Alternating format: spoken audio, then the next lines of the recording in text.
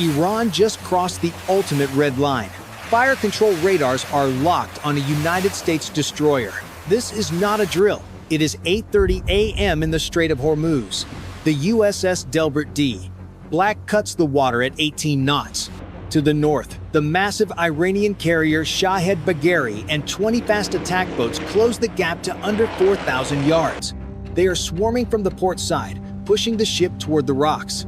The Iranian flotilla broke standard maritime passing protocols.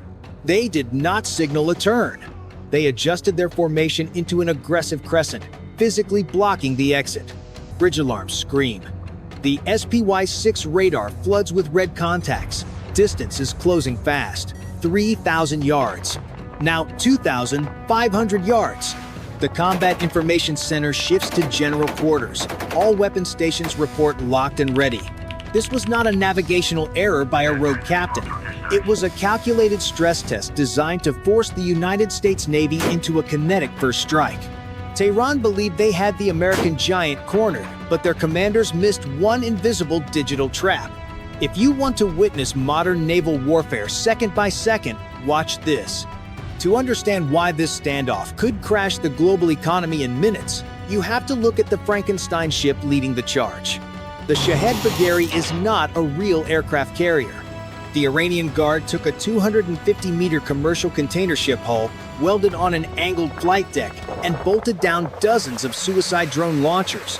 It is a $1.5 billion mobile decoy. On paper, it looks like a capital ship. In reality, it is a massive, slow-moving sponge designed to absorb United States missiles. This location is the worst possible place for a fight. The Strait of Hormuz is the world's energy artery. A staggering 20% of the world's oil passes through this narrow gap every single day. The USS Delbert D. Black is not just patrolling, it is walking a tightrope. The Iranians know that the United States rules of engagement are strict.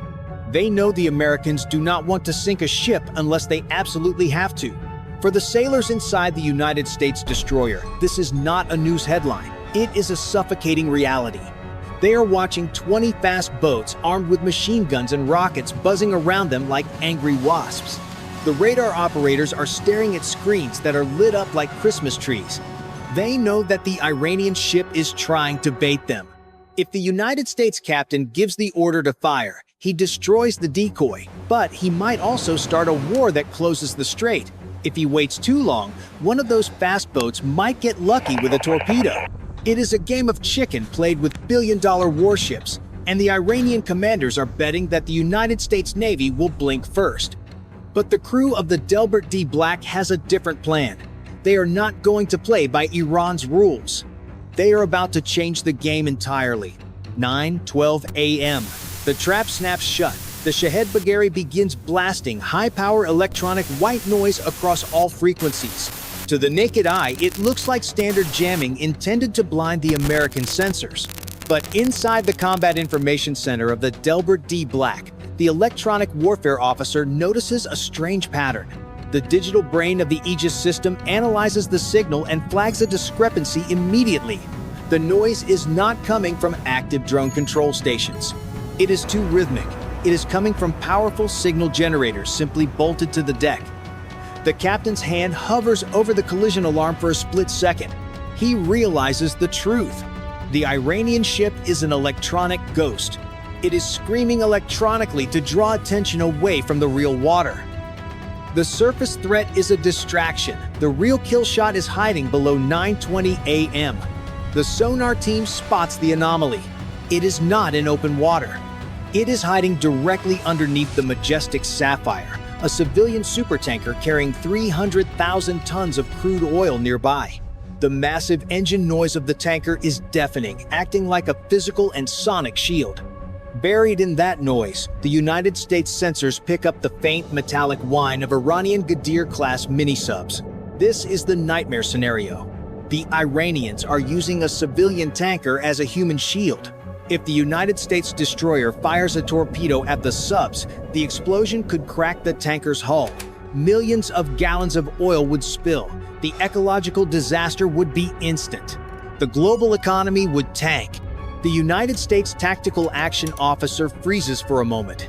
His eyes dart from the sonar screen to the optical feed of the tanker. He knows he cannot shoot. The enemy is literally hiding under a hostage. The bridge falls silent. The only sound is the hum of the cooling fans in the server racks. They need a scalpel, not a hammer. From the deck of the carrier Abraham Lincoln over the horizon, two MH-60R Seahawk helicopters launch. They are the Sea Wolves. They do not rush in with guns blazing. They drop a dense pattern of SSQ-53G passive sonar buoys around the tanker. They are not just listening. They are preparing to perform surgery on the sound waves themselves. 9:35 a.m. The Seahawks begin the acoustic operation. The onboard computers do not use standard tracking. They use a fusion algorithm. It takes the deafening roar of the oil tanker's propellers and digitally peels it away, layer by layer. It is like deleting the drums and bass from a loud rock song so you can hear a whisper in the background. Suddenly, the screen clears. The noise of the tanker vanishes, and the sharp, rhythmic beat of the Iranian Ghadir submarine propellers is exposed. The United States Navy is not guessing anymore. They are mapping the seabed with supercomputer hearing. They have a firing solution. Realizing their cover is blown, the Shahed Bagheri escalates. They switch on their fire control radar, locking onto the helicopters. Warning lights flash in the cockpits as the pilots feel the invisible grip of the targeting beam. They hold their position. The Iranians want to force the United States pilots to retreat using air pressure. But the USS Delbert D. Black responds with something colder than a missile. The captain orders acoustic signature masking. This is highly classified technology. The destroyer adjusts the pitch of its own propellers to change the water flow. It activates hull-mounted acoustic emitters that project fake engine sounds into the water. To the Iranian sonar operators on the submarines, the world flips upside down.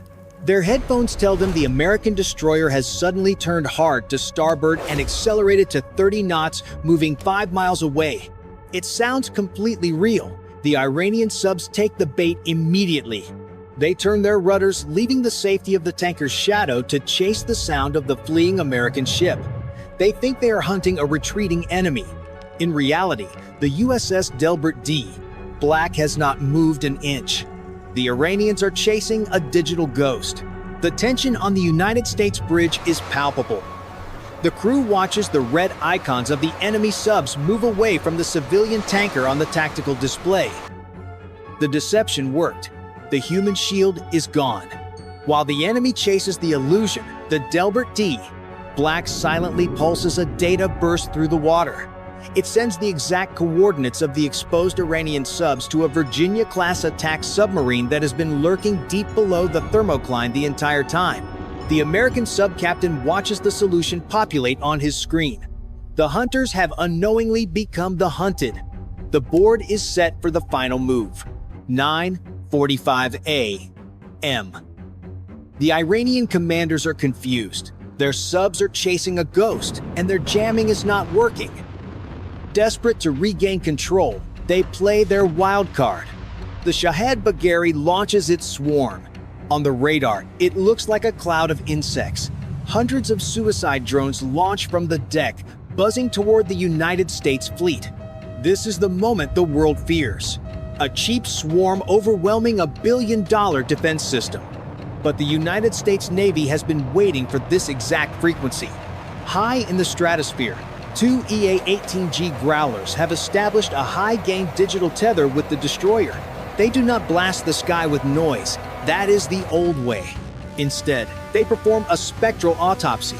They analyze the command links controlling the drone swarm. They find the heartbeat, the specific data packets that keep the hundreds of drones flying in perfect formation. The United States electronic warfare specialists do not need to hijack every single drone. They just need to corrupt the logic holding them together. They inject a precise stream of bad data. They only corrupt 15% of the packets. It is a surgical strike on the code. The effect is immediate and catastrophic.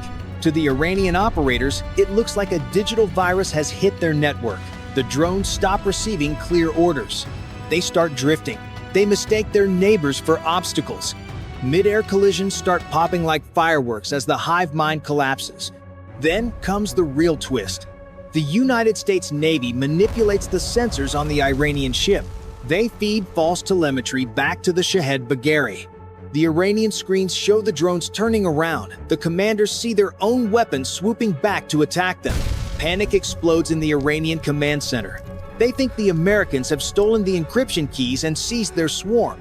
They believe they are staring at their own execution. 9:50 a.m. The panic on the Iranian bridge hits a breaking point. Believing their own billion-dollar swarm is about to blow them out of the water, the Iranian Central Command makes a terrifying decision. They scream the order to emergency self-destruct. In a single heartbeat, the sky over the Strait of Hormuz turns into a wall of fire. Thousands of charges detonate inside the drones. The swarm is erased. Burning titanium and plastic rain down into the sea. The Dragon swarm did not hit a single American ship. The Iranians destroyed it themselves out of fear. 10 a.m. Humiliated and defenseless, the IRGC plays its final, most dangerous card. The heavy blast doors on the limestone cliffs of Keshem Island grind open. The missile cities are active. Shore-based radar locks onto the USS Delbert D. Black with a concentrated pulse of electromagnetic energy. These are Noor anti-ship missiles, designed to skim the waves at Mach speed to bypass radar detection. At this range, a salvo could ignite a global energy crisis. This is the red line. A launch now means total war. The tactical action officer on the United States ship watches the shore batteries light up. He counts the seconds. He knows the ship's defenses are good, but at this range, physics is the enemy. The crew of the Delbert D. Black braces for impact. The captain holds his ground. He does not turn the ship. He does not run for open water. He keeps the bow pointed at the threat to send a clear message. The United States plays its checkmate move. The EA-18G Growlers overhead release a salvo of mouths. These are miniature air-launched decoys. They are small flying missiles that can mimic the radar signature of any plane. Suddenly, the radar screens inside the Iranian mountain bunkers light up. They do not see a few decoys. They see 50 heavy bombers and Super Hornets screaming toward their coast at supersonic speed from multiple vectors. It looks like a massive, overwhelming American airstrike. The Iranian commander freezes. He has exactly 5 seconds to decide. If he fires his missiles, he reveals his exact bunker location to this massive incoming fleet. He invites a rain of Tomahawk missiles that will bury him in the mountain. The bunker falls deathly silent. The operators stare at the 50 incoming targets. Sweat drips on the consoles. The United States has a gun to their head, and they do not know the gun is made of digital smoke. It is a Mexican standoff, but the Americans are holding a royal flush. The Iranian finger quivers over the launch button. One press, and they lose everything. The seconds tick by like hours. 3, 2, 1, 10:15 a.m. The radar screens on Keshem Island go dark. The Iranians blink. Facing the prospect of total annihilation by a Phantom Air Force, they choose survival over pride. They kill their fire control radars and order a full retreat. The standoff ends not with a bang, but with a heavy, strategic silence. The Shahed Bagheri, the $1.5 billion paper tiger, turns its rudder and limps back toward Bandar Abbas under the watchful, high-definition gaze of American drones. Why did the United States let them go? Why not sink the Frankenstein carrier and end the threat right there? The answer lies in the cold logic of naval intelligence. In the world of high-stakes warfare, a floating target is worth far more than a wreck at the bottom of the sea. By forcing the Shahed Bagheri to activate all its systems in a state of panic, the United States Navy collected every single electronic fingerprint it possesses. We now know their specific radar frequencies. We know their jamming patterns. We know exactly how their command structure reacts to stress. That ship is no longer a weapon. It is a billion-dollar liability. Every time the IRGC turns the key, the Pentagon will know their intentions before the engine even warms up. We did not just win a skirmish. We bugged their entire fleet. The USS Delbert D. Black continues its patrol, cutting through the calm water. No missiles were fired. No sailors were lost.